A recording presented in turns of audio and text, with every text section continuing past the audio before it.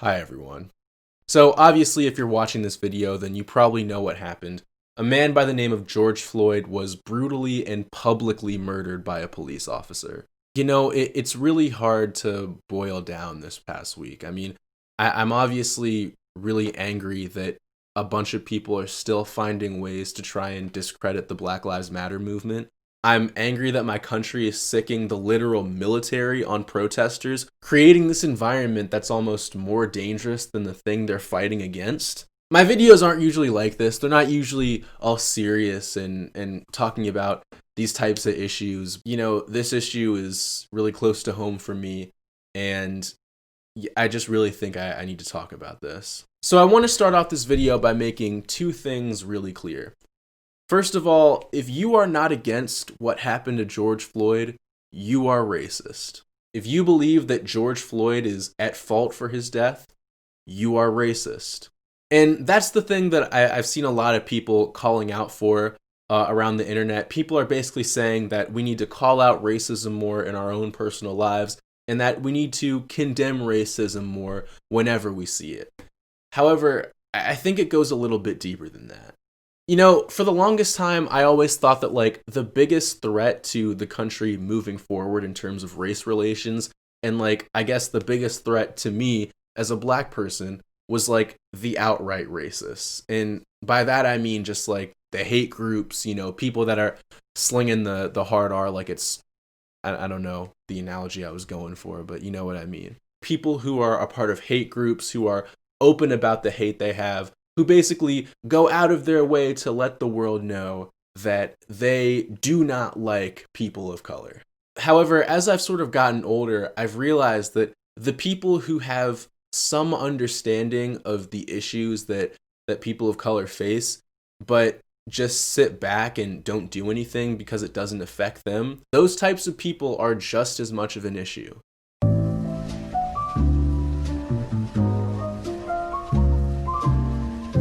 I think part of the reason why things are the way they are now is because so many people live in their own little bubbles and don't realize it. Because so many people live in these really nice neighborhoods where there often aren't a lot of black people, when tragedies like this happen, it doesn't really affect them as much because where they're from, it's business as usual. Nothing really changes. Conversations like this make them uncomfortable, so they just try and sit back or sit on the fence and hope for this all to blow over. And it's so much harder to get people like this to step out of these bubbles and to see the world differently when you have people like Candace Owens going on Facebook and telling an audience of millions of people that racially motivated police brutality doesn't exist. Why are we pretending that this criminal should be upheld as a citizen, as a martyr in Black America? A martyr for a fake narrative, by the way.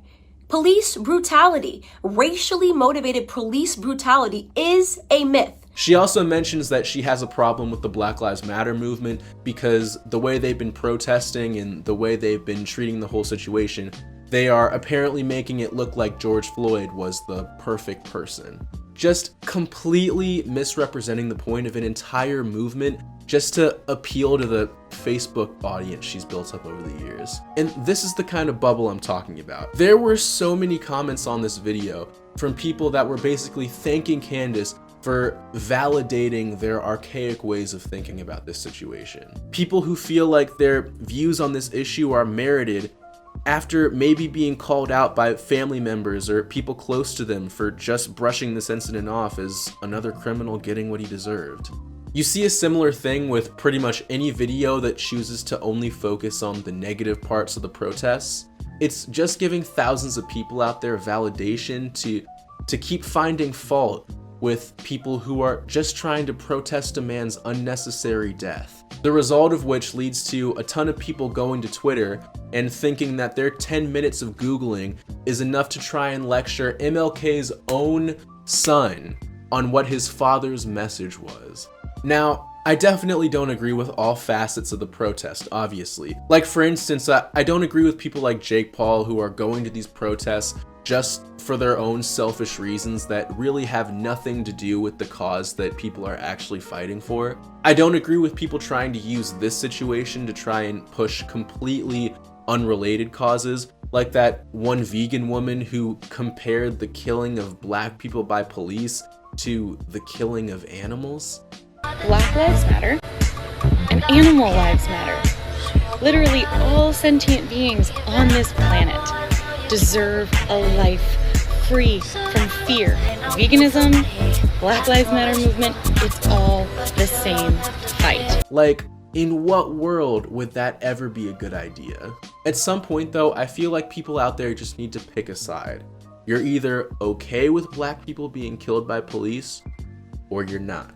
I'm tired of all these people online trying to tiptoe around the subject by saying, oh, well, not all cops are bad, or what'll happen if we defund the police? It'll just be anarchy.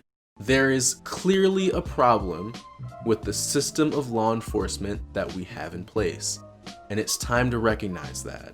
Even though some of these protests have gotten really ugly, I'm glad that it's being covered so much, because for the first time in a long time, people who have been trying not to look at it, who have been trying not to confront it, almost have to. Because in reality, when it comes to issues like police brutality, even if you do try and stay neutral through it all, you're still picking a side. Even though I'm really frustrated and angry and sad at this whole situation, I can't remember a time where I've been more hopeful about things changing.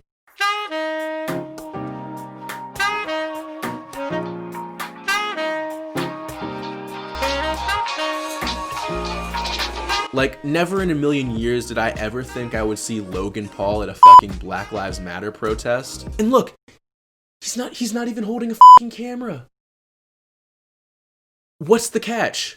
A couple days ago, the city of Minnesota announced that they had intentions of disbanding the city police department. Now, this doesn't mean that there will be no law enforcement in Minneapolis. However, it does mean that the traditional idea of the police as we know it will go away in that city. And hopefully this will create a system where the people don't let the power to protect go to their heads. There's this video that started circulating around of what the turnout looked like at a protest in LA, and it took my breath away. It was amazing to see all those people come out in supporting this. Let's go back to Candace Owens' video for a second, okay? Check this out. In my opinion, George Floyd was a criminal. He was a criminal. And just because he was a criminal doesn't mean he deserved to die at the knee of a police officer. But it does mean that I am not going to play a part of the broken black culture that always wants to martyr criminals, who wants to pretend they were these upstanding human beings that just wanted to help society, that just wanted to reach out and uplift society. And he has a rap sheet that is long, that is dangerous. He was an example of a violent criminal his entire life. Despite what she says, this movement isn't just about George Floyd. And police haven't just been killing black people for the past 10 years. This isn't a recent thing. It goes back longer than a lot of people could ever imagine.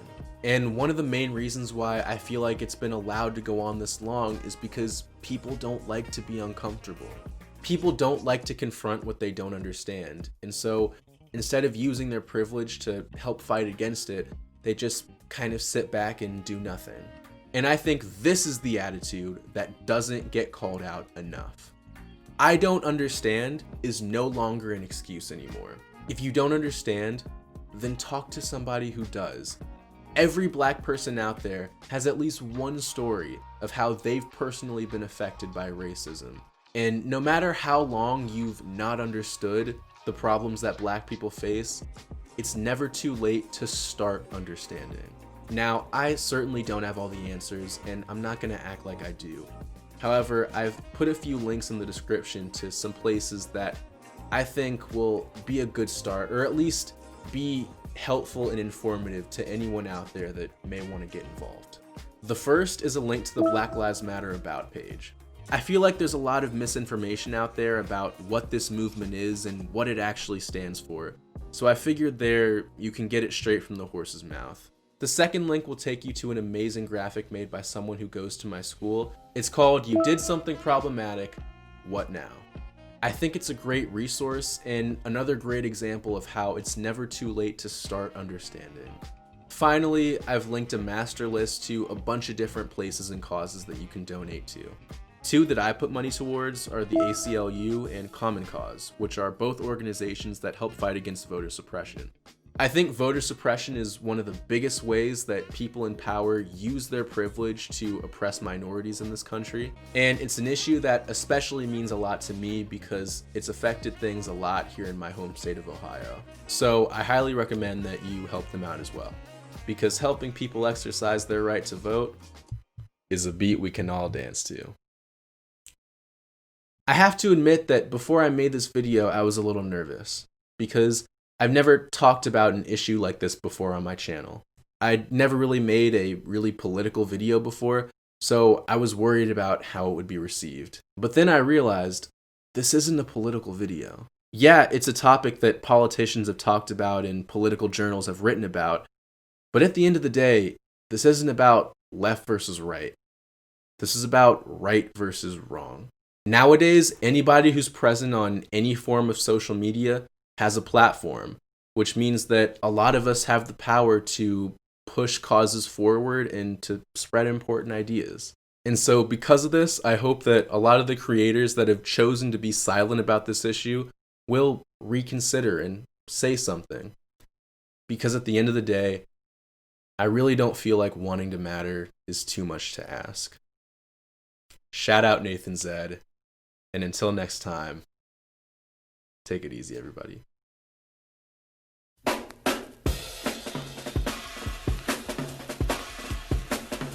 Is it selfish to want to matter? Is it selfish to want to matter?